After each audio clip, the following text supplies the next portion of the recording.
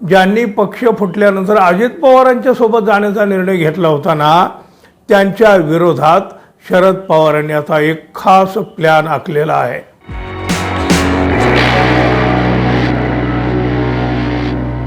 मित्रहो नमस्कार. शरद पवार यांना धोका देऊन गेलेल्यांच्या मागं आता शरद पवार चांगलेच लागलेले आहेत. अगदी हात धुवून मागे लागले आहेत असं म्हणावं तर.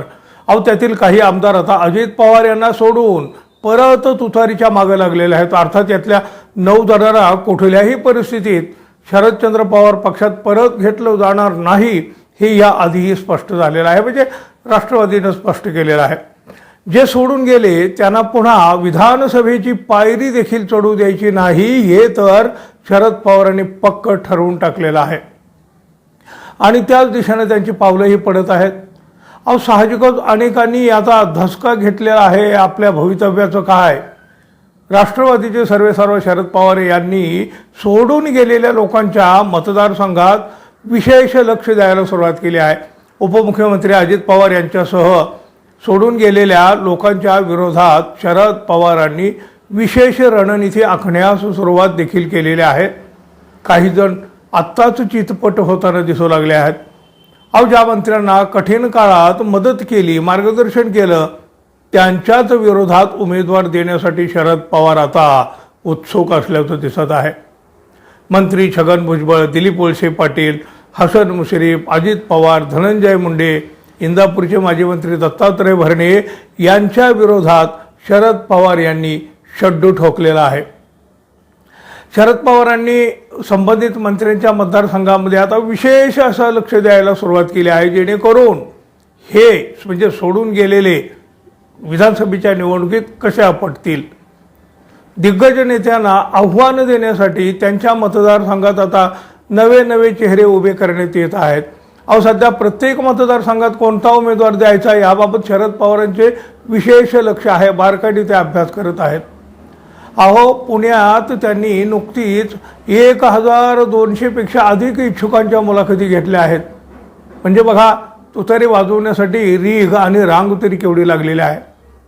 आगामी महाराष्ट्र विधानसभा निवडणुकीत सोडून गेलेल्या लोकांविरुद्ध कडवी झुंज देण्यासाठी भाजपमधल्या अनेकांना पक्षात प्रवेश देखील दिला जातोय.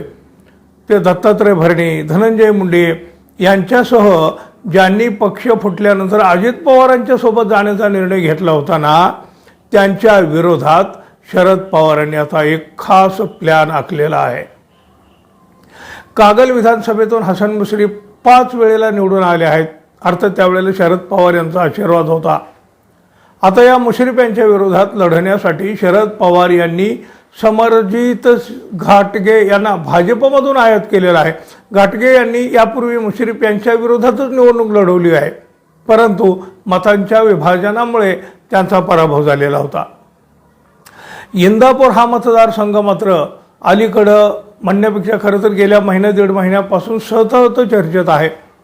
इंदापूरमध्ये शरद पवारांनी भारतीय जनता पक्षाचे माजी नेते हर्षवर्धन पाटील यांना विद्यमान दत्तात्रय भरणे यांच्या विरोधात उमेदवारी देणार असल्याचं स्पष्ट केलेलं आहे.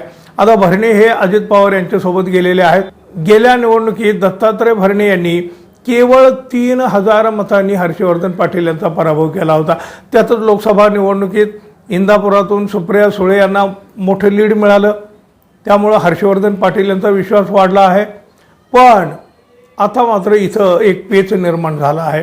हर्षवर्धन पाटील यांचा पराभव करण्यासाठी शरद पवारांचेच निष्ठावंत म्हणून घेणारे पुढे सरसावले आहेत. त्यांना इंदापुरात हर्षवर्धन पाटलाची उमेदवारी नको आहे. आता इंदापुरात हा मोठा तिढा होऊन तर बसलेला आहे. आता या बंडोबांना शरद पवार हे कसे शांत करतील यावर इथली गणितं अवलंबून असणार आहेत. गडचिरोलीच्या अहेरी मतदारसंघात मात्र मंत्री धर्माराव बाबा आत्राम यांची कन्या भाग्यश्री आत्राम यांनी नुकताच शरद पवारांच्या पक्षात प्रवेश केलेला आहे. आत्राम यांच्या विरोधात त्यांच्याच कन्येला उभा करण्याचा शरद पवारांनी मोठा डाव आखलेला आहे. मंचरमधील आमदार दिलीप वळसे पाटील, आता हे दिलीप वळसे पाटील म्हणजे एकेकाळी शरद पवारांच्या अगदी जवळचे होते, पण आता त्यांनाही लक्ष करण्याची पवारांची रणनीती आहे. यापूर्वी वळसे पाटील यांच्या विरोधात निवडणूक लढवलेल्या देवदत्त निकम यांच्या मागं आता थोरल्या पवारांनी आपली ताकद लावलेली आहे. मागील निवडणुकीनंतर नाराज झालेल्या काही लोकांनी देवदत्त निकम यांना पाठिंबा द्यायला तर सुरुवात देखील केली आहे. आता छगन भुजबळ हे तर सतत चर्चेत राहिलेले, वादात राहिलेले मंत्री छगन भुजबळ यांच्या विरोधातही शरद पवारांची मजबूत रणनीती आहे.